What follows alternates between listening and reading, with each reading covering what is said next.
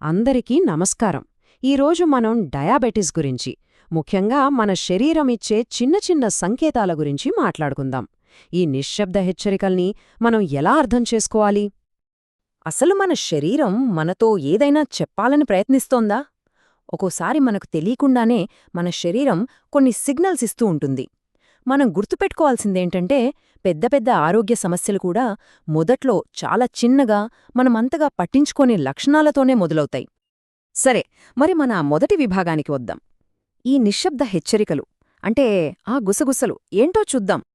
చూడండి, ఎక్కువగా దాహం వేయడం, మామూలు కన్నా ఎక్కువ ఆకలిగా అనిపించడం, ఎప్పుడూ అలసటగా నీరసంగా ఉండటం, తరచుగా మూత్రవిసర్జన, ముఖ్యంగా రాత్రిపూట, ఇవన్నీ మన బిజీ లైఫ్లో మామూలే కదా అనిపిస్తుంది.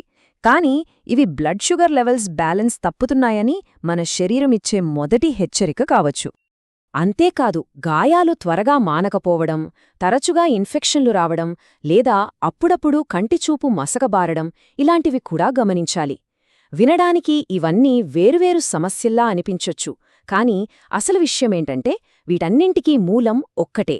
అదే రక్తంలో పెరిగిన చక్కెర స్థాయిలు.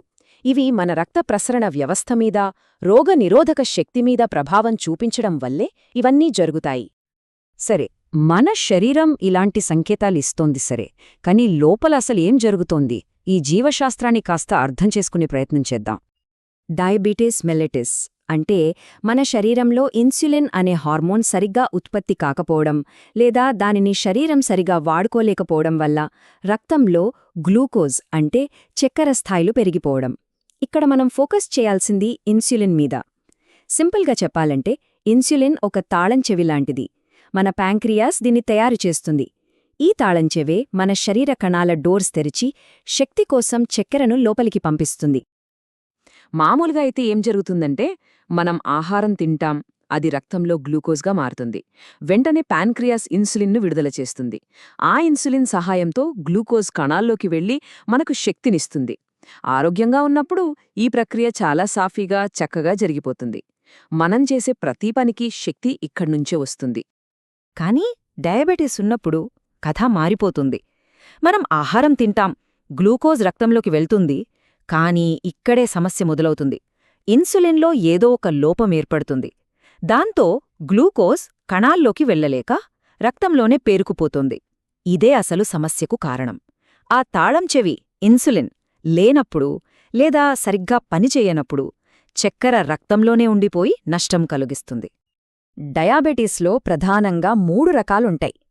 టైప్ 1లో ప్యాంక్రియాస్ అసలు ఇన్సులిన్ను తయారు చెయ్యదు, లేదా చాలా తక్కువగా చేస్తుంది. ఇది ఆటోఇమ్యూన్ సమస్య. టైప్ 2లో శరీరం ఇన్సులిన్కు నిరోధకత పెంచుకుంటుంది. ఇది ఎక్కువగా మన జీవనశైలికి సంబంధించింది. ఇక మూడోది గర్భధారణ సమయంలో వచ్చే జస్టేషనల్ డయాబెటీస్. అయితే మనం ఎక్కువగా టైప్ 2 గురించే మాట్లాడుకుంటాం, ఎందుకంటే ఇది చాలా సాధారణం, ఇంక ముఖ్యంగా చాలా వరకు నివారించగలిగేది.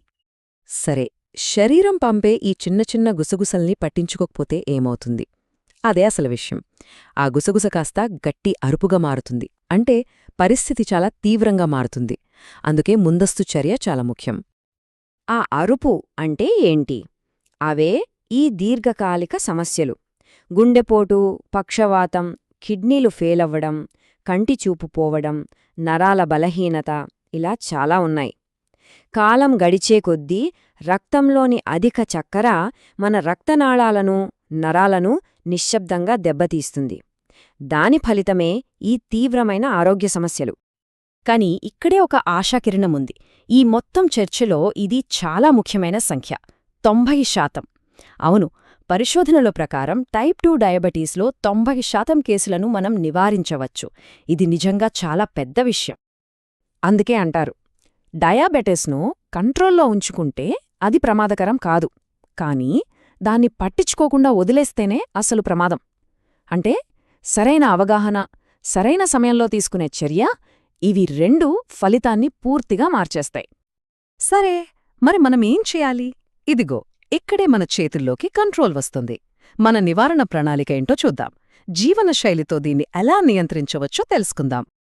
నివారణకు మొదటి మెట్టు సరైన ఆహారం. ఏం తినాలి, ఏం తినకూడదు అనేది చాలా ముఖ్యం. తృణధాన్యాలు, కూరగాయలు, లీన్ ప్రోటీన్ వంటివి ఎక్కువగా తీసుకోవాలి. మరోవైపు తెల్ల చక్కెర, మైదాపిండి, వేయించిన పదార్థాలను బాగా తగ్గించాలి. అలాగే యాపిల్స్, బెర్రీస్ వంటి తక్కువ చక్కెర ఉన్న పండ్లు మంచివి. మామిడి, అరటి వంటివి పరిమితంగా తీసుకోవాలి. నట్స్, గింజలు వంటి ఆరోగ్యకరమైన కొవ్వులు తినాలి. కాని చక్కెర పానీయాలు, ప్యాకేజ్డ్ స్నాక్స్కు దూరంగా ఉండాలి. ముఖ్యంగా బ్లడ్ షుగర్ను అమాంతం పెంచే వాటికి బదులు దాన్ని స్థిరంగా ఉంచే ఆహారం తీసుకోవాలి. ఆహారం ఒక్కటే కాదు, మన రోజువారీ అలవాట్లు కూడా చాలా ముఖ్యం. రోజూ కనీసం ఒక 30 నిమిషాల నడక, ఆరోగ్యకరమైన బరువును మెయింటైన్ చేయడం, రాత్రిపూట 7-8 గంటల నిద్ర, సమయానికి భోజనం చేయడం, ఇంకా ఒత్తిడిని తగ్గించుకోవడం ఇవన్నీ చాలా ముఖ్యం. చూడ్డానికి ఇవి చిన్న విషయాల్లా అనిపించొచ్చు, కానీ రోజూ వీటిని పాటిస్తే ఏ పెద్ద నియమాలకన్నా ఇవే ఎక్కువ ప్రభావం చూపిస్తాయి. ఆహారం, వ్యాయామం వీటితో పాటు ఇంకో ముఖ్యమైన విషయముంది. అదే మనస్సు, శరీరం ఇంకా రక్తంలో చక్కెర స్థాయిల మధ్య ఉన్న సంబంధం.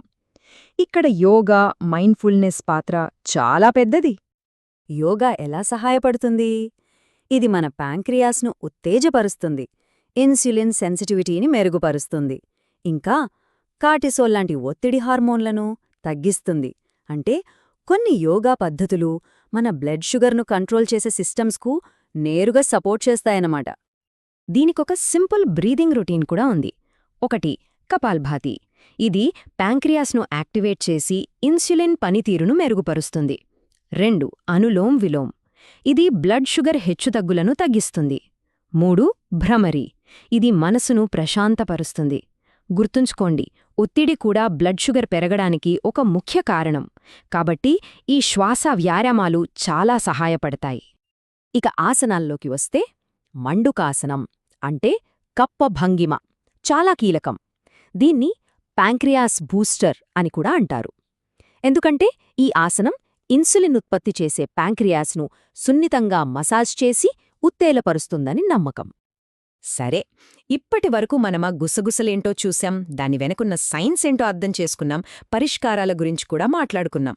మరి వీటన్నింటి నుంచి మనం తీసుకోవాల్సిన ముఖ్యమైన సందేశం ఏంటి? మందుల కంటే జీవనశైలే ముఖ్యం. ఇదే మనం గుర్తుంచుకోవాల్సిన అసలైన విషయం. ఈ పరిస్థితిని నివారించే శక్తి, దాని కంట్రోల్లో ఉంచుకునే శక్తి మన రోజువారీ అలవాట్లలోనే, మన చేతుల్లోనే ఉంది. మనం తినే ఆహారమే మన మొదటి ఔషధం. ఇంకా ముఖ్యంగా ఏది చేసినా నిలకడగా చేయడం చాలా అవసరం. డయాబెటిస్ గుసగుసలాడుతుంది. మరి ఆ గుసగుసలను మనం వింటున్నామా? మన శరీరం పంపే సంకేతాలను జాగ్రత్తగా గమనించి సరైన జీవనశైలితో స్పందిస్తే ఒక సుదీర్ఘమైన, ఆరోగ్యకరమైన జీవితం గడపడం సాధ్యమే కాదు, దాదాపుగా నిశ్చయం.